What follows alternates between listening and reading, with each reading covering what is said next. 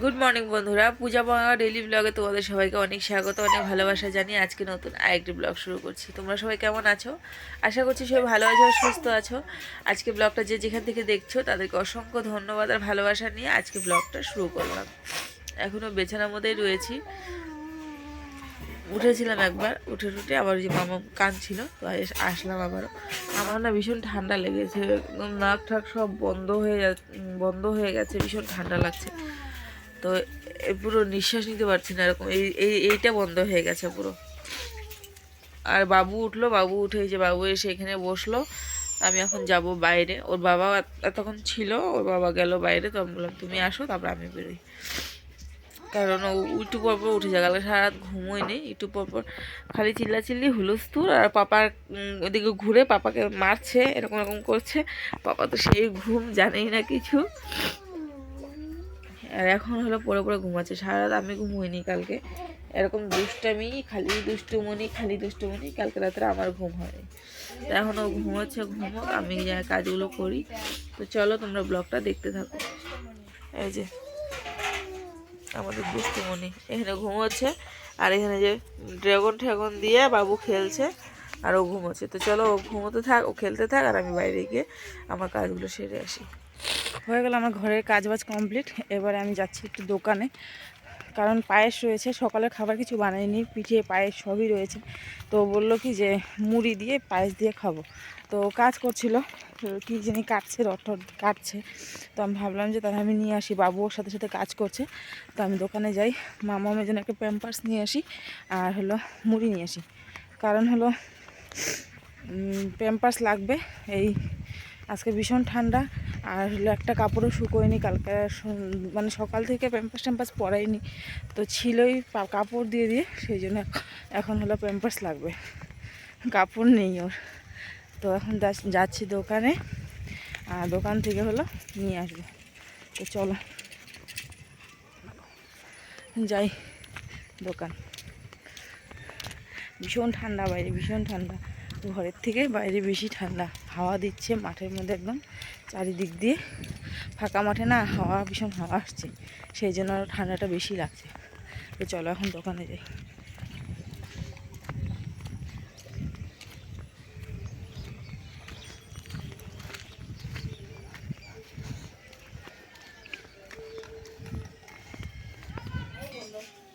তো নিয়ে আসলাম এখানে এই যে মুড়ি।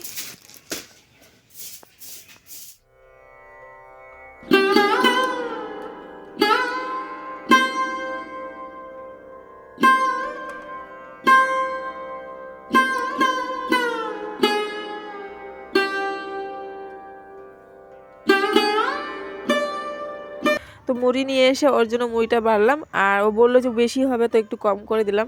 এবারে দিয়ে দিচ্ছি পায়েস। তো যেহেতু খেজুর গুড়ের পায়েস, আমাদের ঘরে না সবাই খেজুর গুড়ের পায়েস খেতে ভীষণ ভালোবাসে। তো খেজুর গুড়ের পায়েস অনেকগুলোই ছিল, তো ওকে এই যে খেজুর গুড়ের পায়েস দিয়ে আর হলো মুড়ি দিয়ে দিচ্ছি। আর এরকম যদি পায়েস থাকে না, মানে বেশি ঘনও না বেশি পাতলাও না, একদম ঠিকভাবে, তাহলে এরকম পায়েস আমাদের ঘরে সবাই পছন্দ করে। আর কুণালের পাপা তো আমার হাতে পায়েস খেতে ভীষণ ভালোবাসে। তো ওকে পায়েস দিয়ে মুড়ি দিয়ে দিলাম। আর এদিকে দুধকুলি বানিয়েছিলাম গতকালকে, তো সেই দুধকুলি দিচ্ছি। ওকে জিজ্ঞাসা করলাম দুধকুলি খাবে, বলে হ্যাঁ দাও। ক্ষীর দিয়ে বানানো আর খিসা দিয়ে বানালে ও খায়, ভালোবাসে। তো ওই যে দুধকুলি দিচ্ছি। দুধকুলিগুলো খায় না, পরে দুধকুলিগুলো সব রেখেই দেয়, ওই দুধকুলিগুলো আমার খেতে হয়। তো ওই যে সেই জন্য আমি দুধ দিয়ে মুড়ি দিয়ে পায়েস দিয়ে দিচ্ছি। মুড়ি দিয়ে পায়েস দিয়ে খেয়ে সেই বেলা 3টা পর্যন্ত থাকবে, বলো তো খিদে পাবে না। তো সেই জন্য আমি একটু দুধকুলি দিয়ে দিচ্ছি, যাতে পেটে থাকে, চালের গুঁড়ি তো একটু পেট ভরা ভরা থাকবে, তো সেই জন্য দিচ্ছি। তো চলো এদিকে এই যে দুধটা দিয়ে দিচ্ছি। দুধটা বেশি ঘন হয়নি, একটু পাতলাই রয়েছে, কারণ বুঝতে পারিনি আরও ঘন হতো আর ক্ষীরের মতন হতো তাহলে বেশি ভালো হতো। তো চলো এদিকে হয়ে গেছে, ওকে দিয়ে আসি সকালে খাবারটা।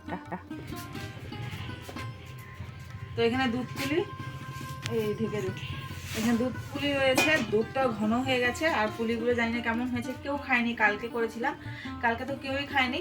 তো এখন ফার্স্ট মানে পাপাকে দিয়ে দেখি, ও খেয়ে বলুক কেমন হয়েছে। আর এই যে মুড়ি দিয়ে পায়েস দিয়ে খাবে, পিঠেগুলো সবই রয়েছে, এই জন্য সকালে খাবার কিছু বানালাম না। ও বললো যে পিঠে আছে যখন পিঠেই খাই, ভাত রুটি এগুলো তো সবসময় খাই, পিঠে পুলি তো সবসময় খাওয়া হয় না। তো আমরা ঠিকই আছে, ভালো হলো, আমারও রান্না করতে লাগলো না সকালে, নাহলে আবার সকালবেলা কিছু বানাতে হতো। চলো এখন এইগুলো দেখ, ও খেয়ে দে কাজে চলে যা, তারপরে আমরা মা ছেলে দুজনে খাবো। বাবু এখনো ব্রাশই করেনি, ও উঠলো একটু আগে, তো ব্রাশ ট্রাশ করবে।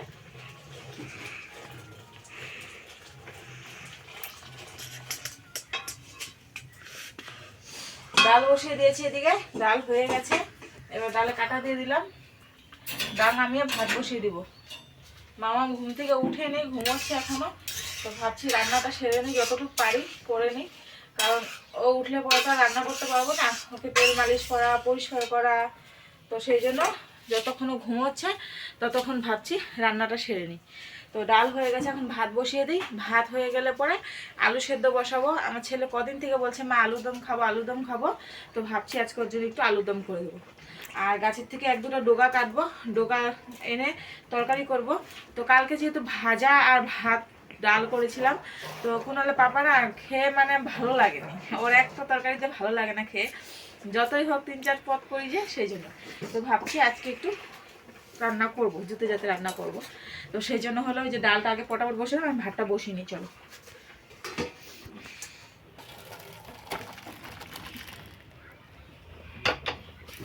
আমার গ্যাসটা বেকা কেন হয়েছে?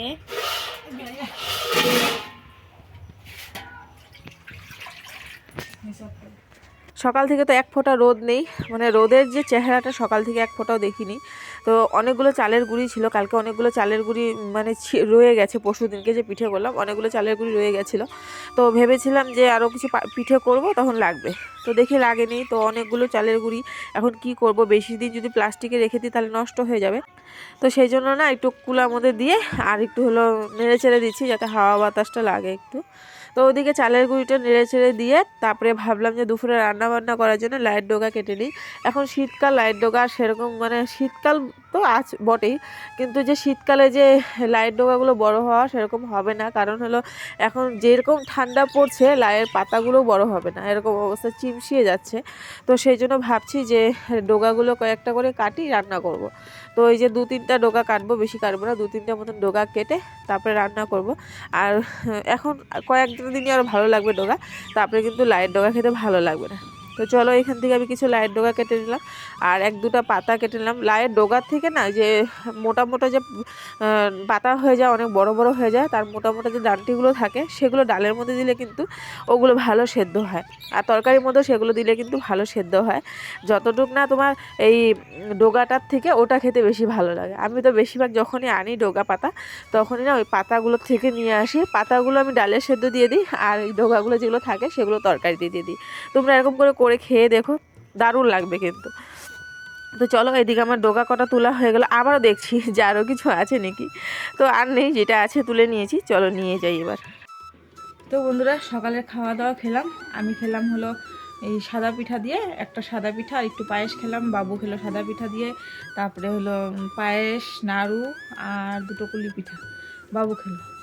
আর খেয়ে ঠেয়ে রান্না বসিয়ে দিয়েছি, ওদিকে দেখো ভাত হয়ে গেছে, ডাল হয়ে গেছে, আলু সেদ্ধ বসেছি, ডোগা কেটে নিয়ে আসছি, এখন ডোগাটা কাটবো। ভীষণ ঠান্ডা ঠান্ডা হাওয়া দিচ্ছে, রোদ নেই।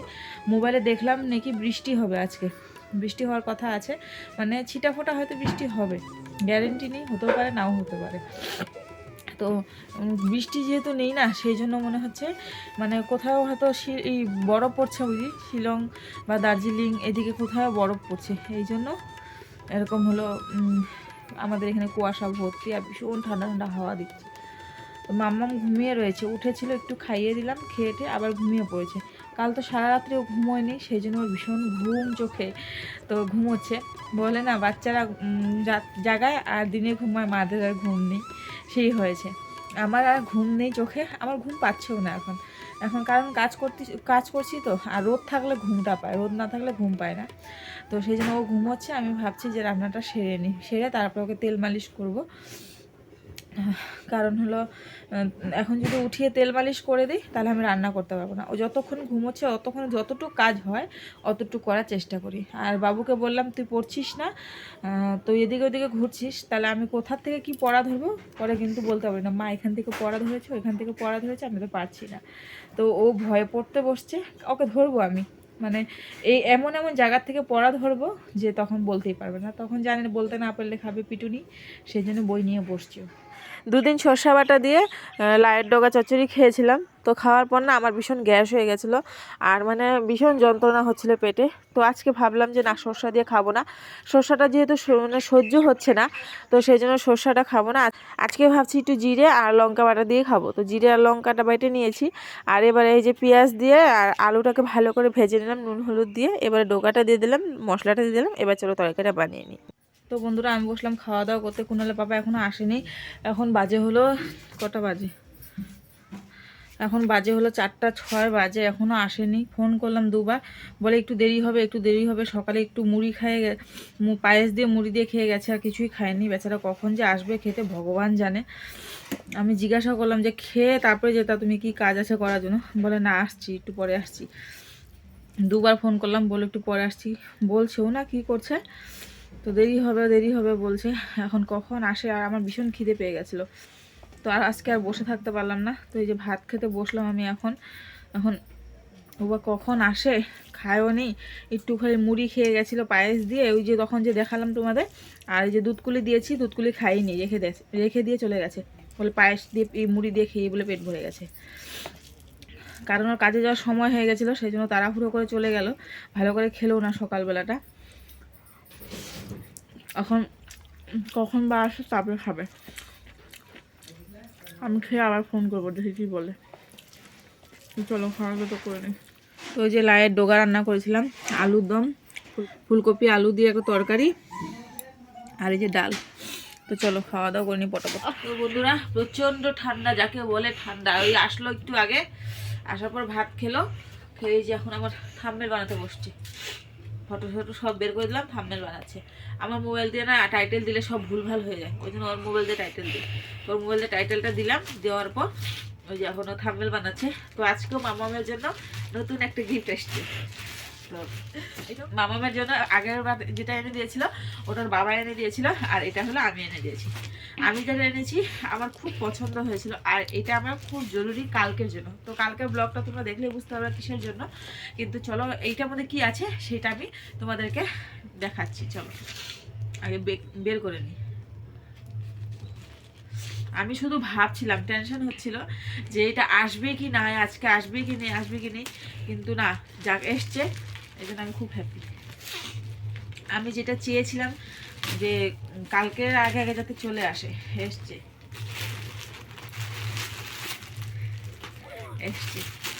মামামের জন্য আমি সোয়েটার অর্ডার দিয়েছিলাম।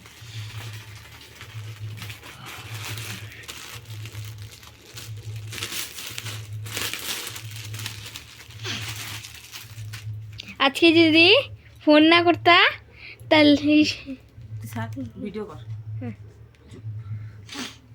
তো এই যে মামামের জন্য এই ড্রেসটা আমি অর্ডার দিয়েছিলাম, অনেক বড় হবে। আর আমি জানি এটা অনেক বড় হবে, কারণ হলো আমি একটু বড় সাইজের অর্ডার দিয়েছিলাম। যাই আনি ছোট হয়ে যায়, তো সেই জন্য আমি একটু বড় সাইজের অর্ডার দিয়েছিলাম। এই মামার তো ভালোই বড় হবে গো এটা। হ্যাঁ, এতটুকু হলে ঠিক হতো না। এটা নেক্সট ইয়ারও কিন্তু মামাম পরতে পারবে।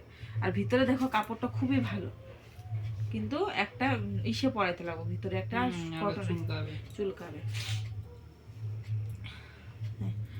তো আর এটা হলো প্যান্ট, এটা হলো মামামের, এইটা হলো সোয়েটার, আর এটা হলো প্যান্ট। এটা এতটা যে চুজ আছে, এত চুজ নাই।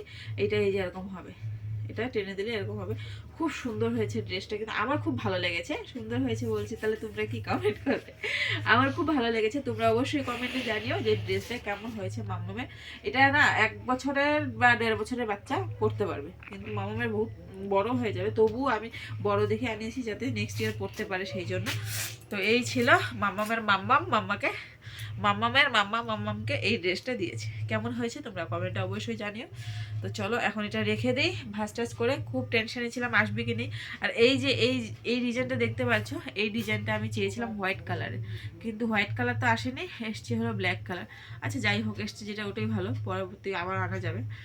তো চলো এখন এটা গুছিয়ে টুছিয়ে রেখে দিই। ওই চলো